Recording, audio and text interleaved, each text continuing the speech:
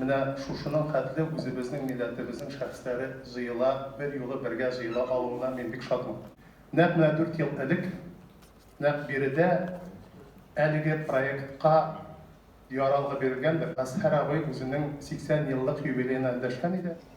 Театр инде ул. Акча яклары такыр. Ә яшәргә кирәк.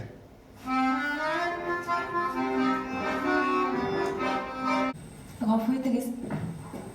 Сезнең абыегыз артист Шакиров түгелме? Кайсы Шакиров? Академия театрында. Абыйым Академия театрында эшләми.